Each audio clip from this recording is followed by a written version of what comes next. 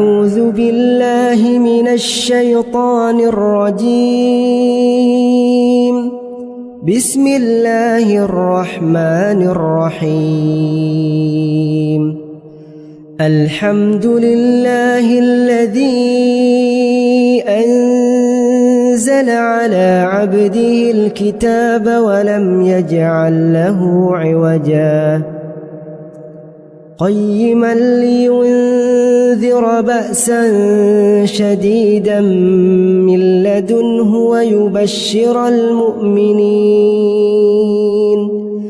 ويبشر المؤمنين الذين يعملون الصالحات أن لهم أجرا حسنا ماكثين فيه أبدا وينذر الذين قالوا اتخذ الله ولدا ما لهم به من علم ولا لآبائهم كبرت كلمة تخرج من أفواههم إن يقولون إلا كذبا فلعلك باخع نفسك على آثارهم إن لم يؤمنوا بهذا الحديث أسفا إنا جعلنا ما على الأرض زينة لها لنبلوهم أيهم أحسن عملا وإنا لجاعلون ما عليها صعيدا جرزا أم حسبت أن أصحاب الكهف والرقيم كانوا من آياتنا عجبا إذ أوى الفتية إلى الكهف فقالوا ربنا آتنا من لدنك رحمة وهيئ لنا من أمرنا رشدا فضربنا على آذانهم في الكهف سنين عددا ثم بعثناهم لنعلم أي الحزبين أحصى لما لبثوا أمدا نحن نقص عليك نبأهم بالحق إنهم فتية آمنوا بربهم وزدناهم هدى وربطنا على قلوبهم إذ قاموا فقالوا ربنا رب السماوات والأرض لن ندعو من دونه إلها لقد قلنا إذا شططا هؤلاء قومنا اتخذوا من دونه آلهة لولا يأتون عليهم بسلطان بين فمن أظلم ممن افترى على الله كذبا وإذ اعتزلتموهم وما يعبدون إلا الله فأووا إلى الكهف ينشر لكم ربكم من رحمته ويهيئ لكم من أمركم مرفقا وترى الشمس إذا طلعت تزاور عن كهفهم ذات اليمين وإذا غربت تقرضهم ذات الشمال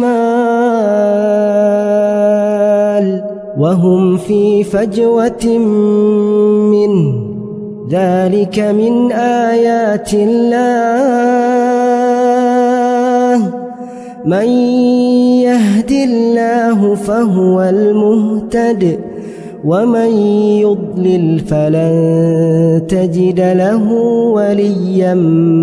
مرشدا وتحسبهم أيقاظا وهم رقود ونقلبهم ذات اليمين وذات الشمال وكلبهم باسط ذراعيه بالوصيد لو اطلعت عليهم لوليت منهم فرارا ولملئت منهم رعبا وكذلك بعثناهم ليتساءلوا بينهم قال قائل منهم كم لبثتم قالوا لبثنا يوما أو بعض يوم قالوا ربكم أعلم بما لبثتم فابعثوا أحدكم بورقكم هذه إلى المدينة فلينظر أيها أزكى طعاما فليأتكم برزق منه وليتلطف ولا يشعرن بكم أحدا إنهم إن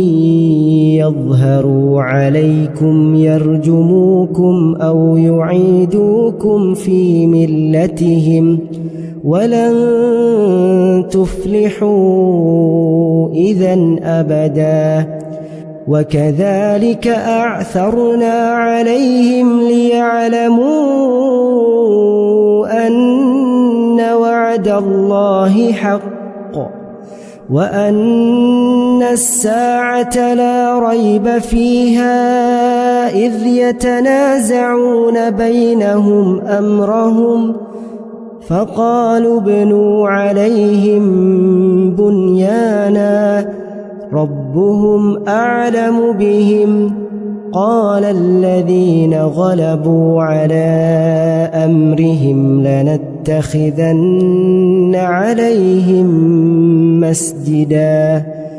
سيقولون ثلاثة رابعهم كلبهم ويقولون خمسة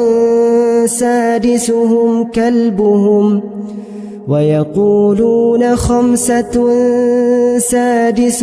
كلبهم رجما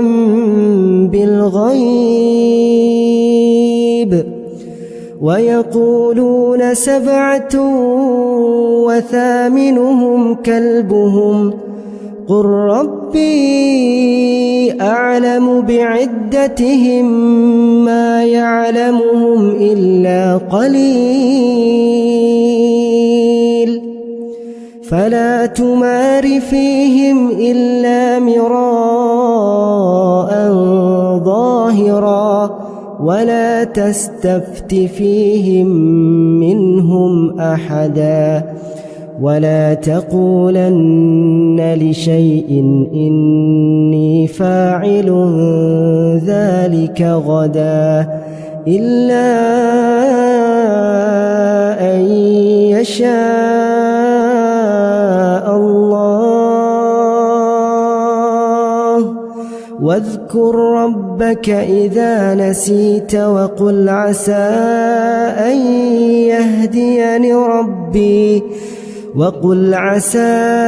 أن يهديني ربي لأقرب من هذا رشدا ولبثوا في كهفهم 300 سنين وازدادوا 9 قل الله أعلم بما لبثوا له غيب السماوات والأرض أبصر به وأسمع ما لهم من دونه من ولي ولا يشرك في حكمه أحدا واتل ما أوحي إليك من كتاب ربك لا مبدل لكلماته ولن تجد من دونه ملتحدا واصبر نفسك مع الذين يدعون ربهم بالغداة والعشي يريدون وجهه ولا تعد عيناك عنهم تريد زينة الحياة الدنيا ولا تطع من أغفلنا قلبه عن ذكرنا واتبع هواه وكان أمره فرطا وقل الحق من ربكم فمن شاء فليؤمن ومن شاء فليكفر إنا أعتدنا للظالمين نارا أحاط بهم سرادقها وإن يستغيثوا يغاثوا بماء كالمهل يشوي الوجوه بئس الشراب وساءت مرتفقا إن الذين آمنوا وعملوا الصالحات إنا لا نضيع أجر من أحسن عملا أولئك لهم جنات عدن تجري من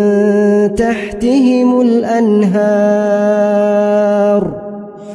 يحلون فيها من أساور من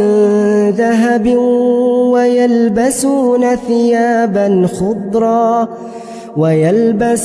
ثيابا خضرا من سندس واستبرق متكئين فيها على الأرائك نعم الثواب وحسنت مرتفقا واضرب لهم مثل الرجلين جعلنا لأحدهما جنتين من أعناب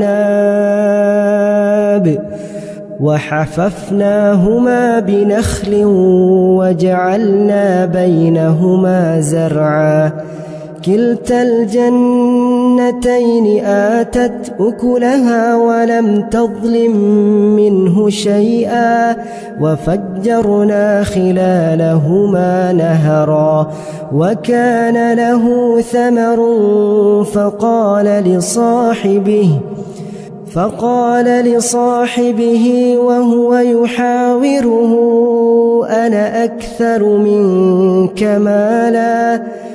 وهو يحاوره أنا أكثر منك مالا وأعز نفرا ودخل جنته وهو ظالم لنفسه قال ما أظن أن تبيد هذه أبدا وما أظن الساعة قائمة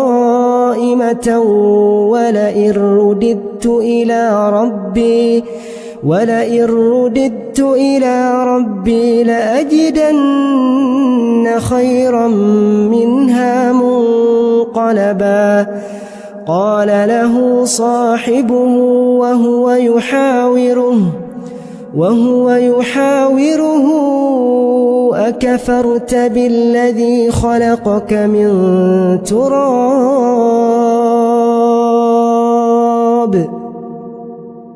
أكفرت بالذي خلقك من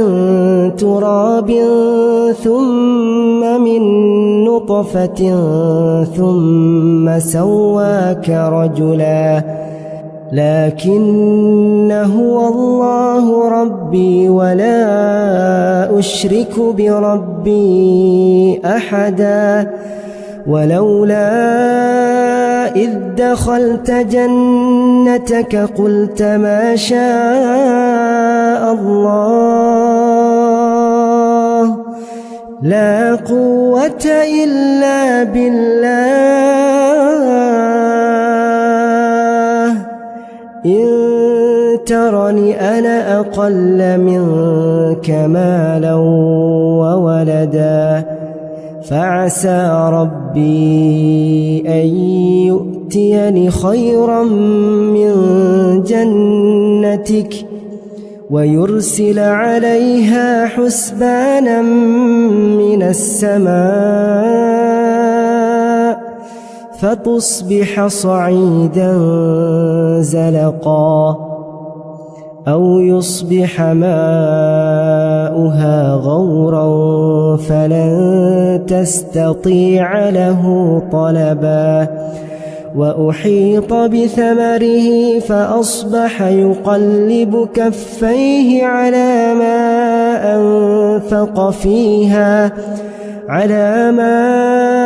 أنفق فيها وهي خاوية على عروشها ويقول يا ليتني لم أشرك بربي أحدا ولم تكن له فئة ينصرونه من دون الله وما كان منتصرا هنالك الولاية لله الحق هو خير ثوابا وخير عقبا واضرب لهم مثل الحياة الدنيا كماء إن أنزلناه من السماء فاختلط به نبات الأرض فأصبح هشيما تذروه الرياح وكان الله على كل شيء مقتدرا المال والبنون زينة الحياة الدنيا والباقيات الصالحات خير عند ربك ثوابا وخير أملا ويوم نسير الجبال وترى الأرض بارزة وحشرناهم فلم نغادر منهم أحدا وعرضوا على ربك صفا لقد جئتمونا كما خلقناكم أول مرة بل زعمتم أن لن نجعل لكم موعدا ووضع الكتاب فترى المجرمين مشفقين مما فيه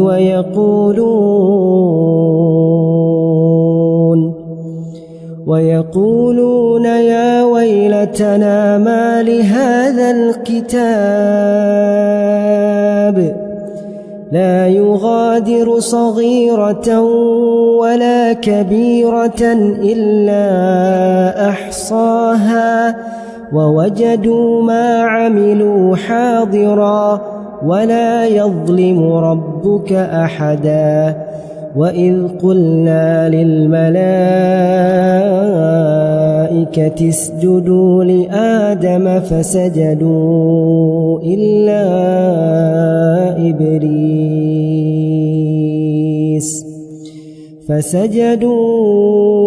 إلا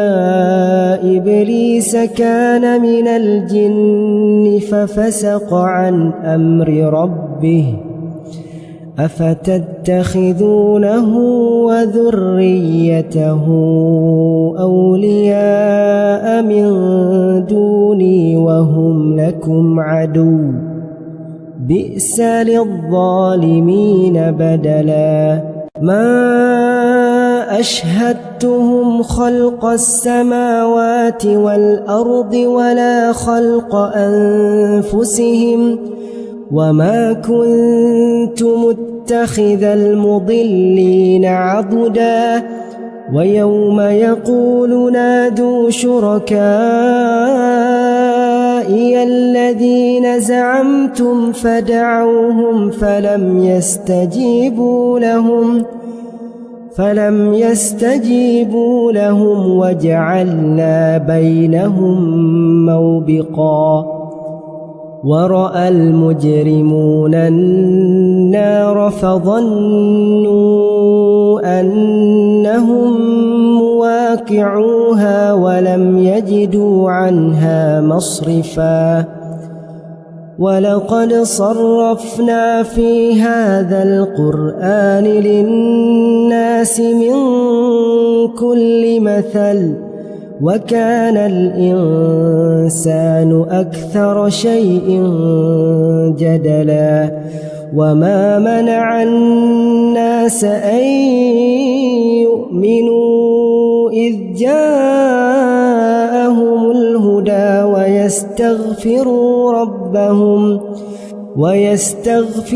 ربهم إلا أن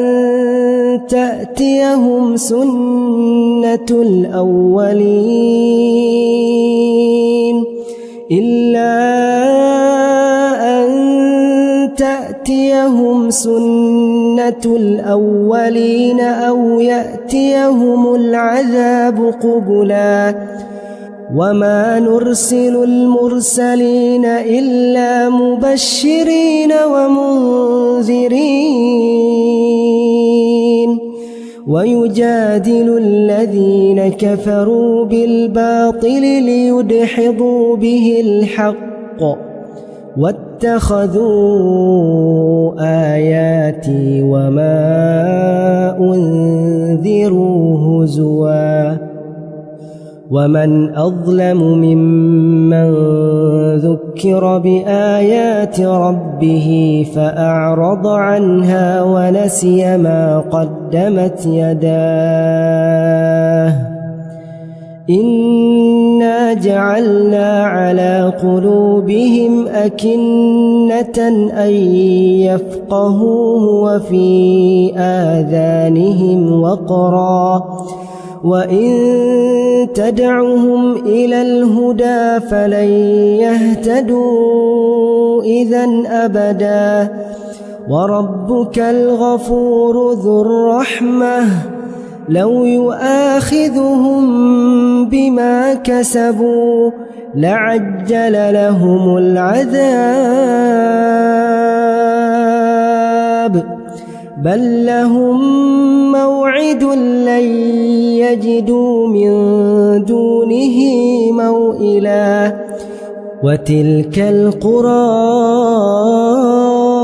أهلكناهم لما ظلموا وجعلنا لمهلكهم موعدا وإذ قال موسى لفتاه لا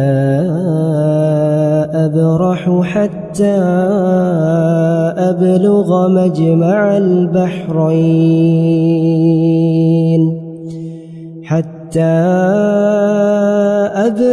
مجمع البحرين أو أمضي حقبا فلما بلغا مجمع بينهما نسيا حوتهما فاتخذ سبيله في البحر سربا فلما جاوزا قال لفتاه آتنا غداءنا لقد لقينا من سفرنا هذا نصبا قال أرأيت إذ أوينا إلى الصخرة فإني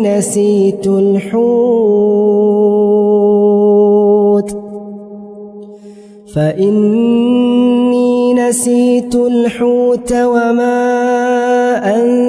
أنسانيه إلا الشيطان أن أذكره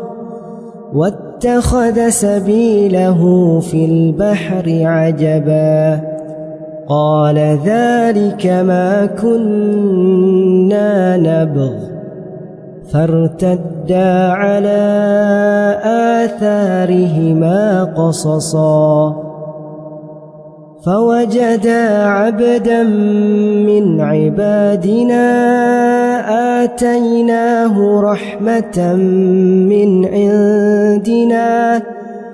آتيناه رحمة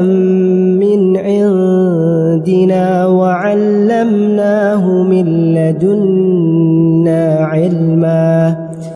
قال له موسى هل أتبعك على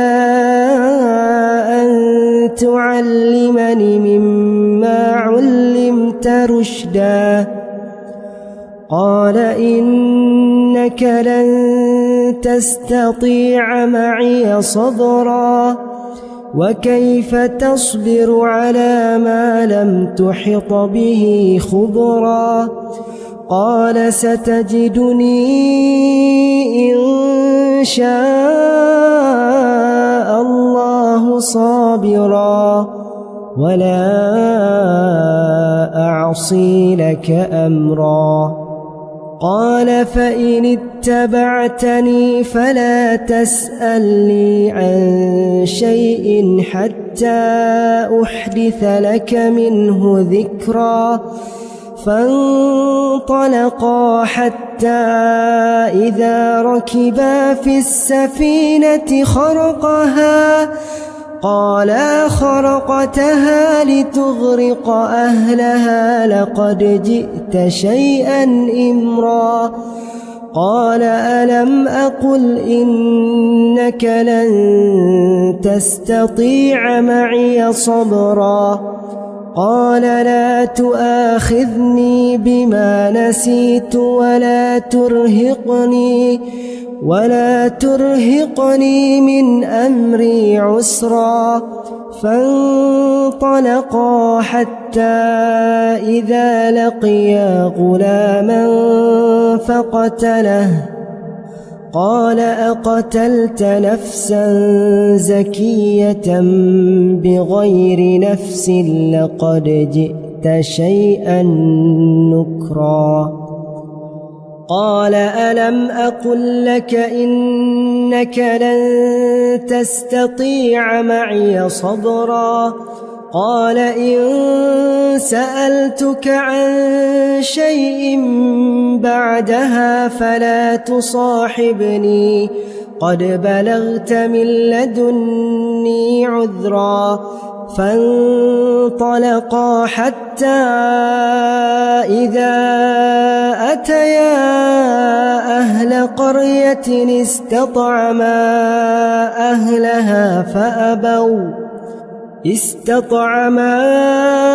أهلها فأبوا أن يضيفوهما فوجدا فيها جدارا يريد أن ينقض فأقامه قال لو شئت لاتخذت عليه أجرا قال هذا فراق بيني وبينك سأنبئك بتأويل ما لم تستطع عليه صبرا أما السفينة فكانت لمساكين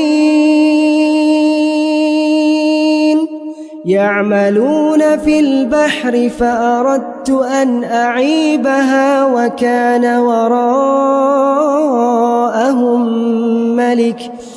وكان وراءهم ملك يأخذ كل سفينة غصبا وأما الغلام فكان أبواه مؤمنين فخشينا أن يرهقهما طغيانا وكفرا فأردنا أن يبدلهما ربهما خيرا منه زكاة وأقرب رحما وأما الجدار فكان لغلامين يتيمين في المدينة وكان تحته كنز لهما وكان أبوهما صالحا فأراد ربك أن يبلغا أشدهما ويستخرجا كنزهما رحمة من ربك وما فعلته عن أمري ذلك تأويل ما لم تستع عليه صبرا ويسألونك عن ذي القرنين قل سأتلو عليكم منه ذكرا إنا مكنا له في الأرض وآتيناه من كل شيء سببا فأتبع سببا حتى إذا بلغ مغرب الشمس وجدها تغرب في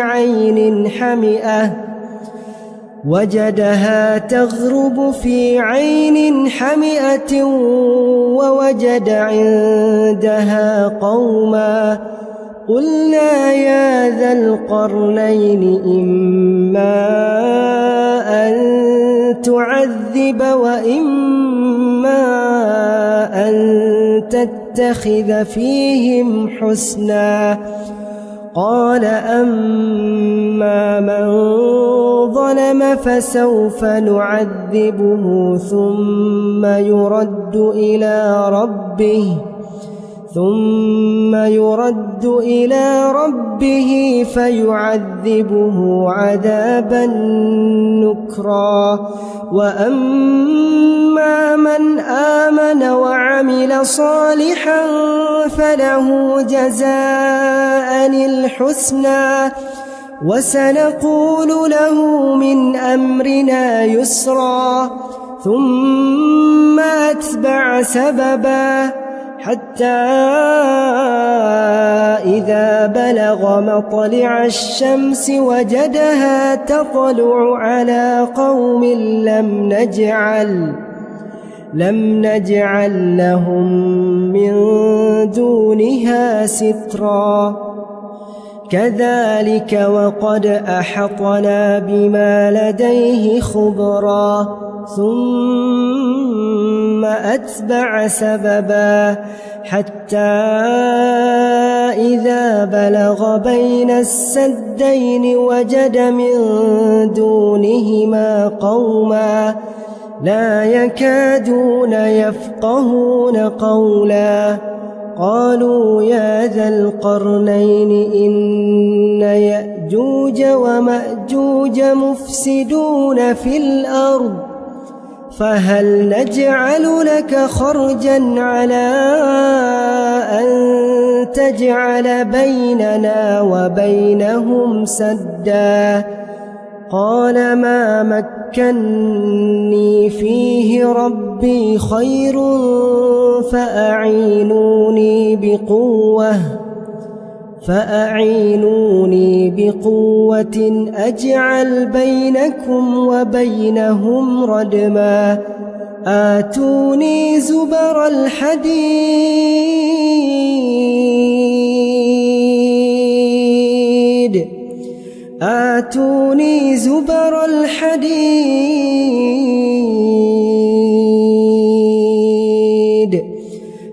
حتى إذا ساوى بين الصدفين قال انفخوا حتى إذا جعله نارا قال آتوني أفرغ عليه قطرا فما استطاعوا أن يظهروه وما استطاعوا له نقبا قال هذا رحمة من ربي فإذا جاء وعد ربي جعله دكاء وكان وعد ربي حقا وتركنا بعضهم يومئذ يموج في بعض ونفخ في الصور فجمعناهم جمعا وعرضنا جهنم يومئذ للكافرين عرضا الذين كانت أعينهم في غطاء عن ذكري وكانوا لا يستطيعون سمعا أفحسب الذين كفروا أن يتخذوا عبادي من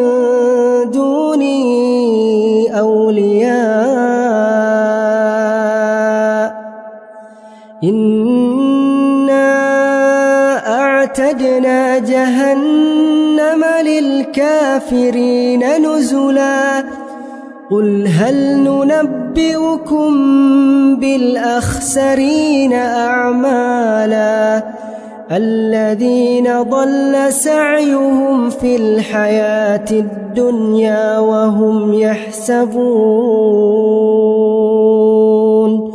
وهم يحسبون أنهم يحسنون صنعا أولئك الذين كفروا بآيات ربهم ولقائه فحبطت أعمالهم فلا نقيم لهم يوم القيامة وزنا ذلك جزاؤهم جهنم بما كفروا واتخذوا آياتي ورسلي هزوا إن الذين آمنوا وعملوا الصالحات كانت لهم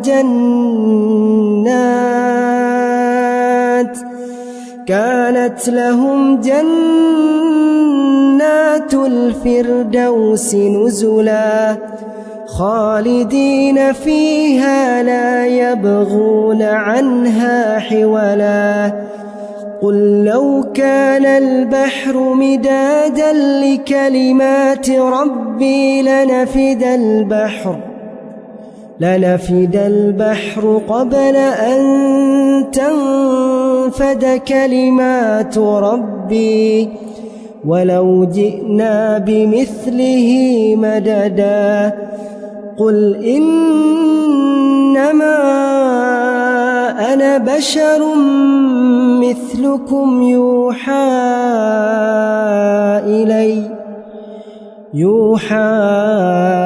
إلي أنما إلهكم إله واحد فمن كان يرجو لقاء ربه فليعمل